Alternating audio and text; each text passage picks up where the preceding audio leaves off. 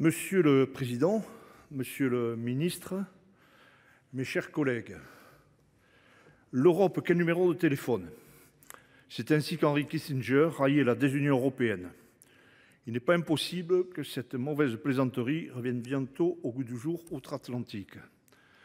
Qu'on aime ou qu'on déteste Donald Trump, une chose est en revanche tout à fait certaine, il aura pour seule boussole la défense des intérêts américains. Trump ne nous fera pas de cadeau, alors le meilleur cadeau que nous pouvons nous faire, à nous Européens, c'est de ne pas lui en faire. Il ne s'agit pas d'ouvrir les hostilités avec nos alliés historiques, mais d'adapter notre positionnement stratégique à une nouvelle donne géopolitique. L'Union européenne doit redevenir une puissance si elle ne veut pas rester la vassale des autres puissances. L'Europe doit rester fidèle à ses valeurs et s'engager pour la paix et la prospérité, mais elle doit surtout défendre ses intérêts. Le déclin géopolitique du vieux continent s'explique d'abord par son décrochage économique. Pour redevenir une puissance, l'Europe doit renouer avec la croissance et pour renouer avec la croissance, l'Europe doit redevenir une terre de production. J'identifie 3 principaux chantiers pour y parvenir. Premièrement, investir massivement dans l'innovation. 2, mobiliser la commande publique pour nos entreprises. Et 3, faire de l'action climatique un levier de compétitivité. Pour rester dans la compétition technologique mondiale, l'Europe doit faire de l'innovation une obsession économique. Ce n'est pas une option tactique pour tenter de gagner 1 ou 2 places dans la compétition mondiale, c'est une question de vie ou de mort. Si nous cessons d'innover, nous ne pourrons plus garantir la pérennité de notre modèle socio-économique. Il fallait sans doute qu'un Européen convaincu le dise aussi crûment pour que tous les Européens commencent à y croire. Le rapport Draghi est très clair. Si nous n'investissons pas massivement pour moderniser notre économie, l'Union européenne ne pourra plus justifier de sa propre existence.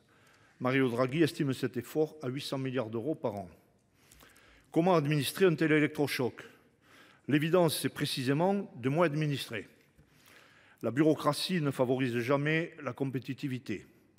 J'y reviendrai, mais la puissance publique dispose aussi d'un puissant levier d'action pour servir en priorité les intérêts européens. C'est la commande publique. La révision de la directive de 2014 sur les marchés publics doit permettre une réorientation stratégique claire.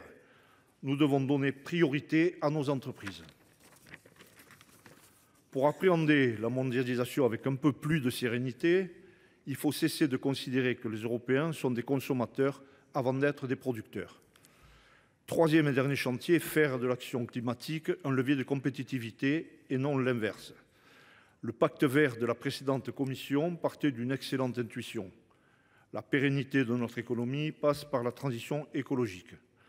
Pour une raison simple, le réchauffement climatique menace nos intérêts économiques. Mais la transition écologique ne doit être ni un exercice de repentance, ni un appel à la décroissance. Le pacte vert, par sa dérive bureaucratique, risque de plomber notre économie. J'en termine par un sujet cher à mon cœur, l'agriculture. Elle ne peut être la seule priorité de la nouvelle Commission, mais elle sera la jauge de son succès. Si l'Europe continue à ouvrir ses marchés à tout vent, tout en étouffant ses propres agriculteurs de normes, alors elle aura échoué. Merci, cher collègue. Monsieur le ministre, vous avez 2 minutes.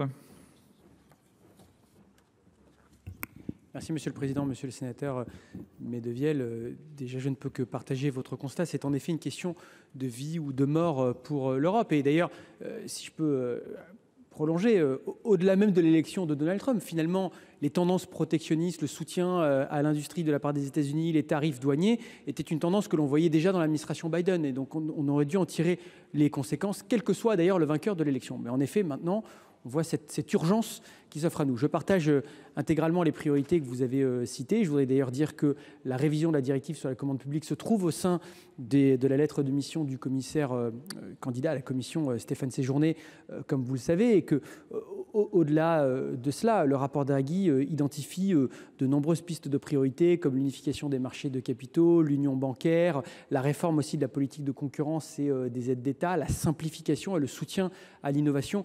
Autant de priorités pour que notre continent, en effet, devienne un continent à nouveau de producteurs et non pas uniquement, comme vous l'avez bien dit, de consommateurs.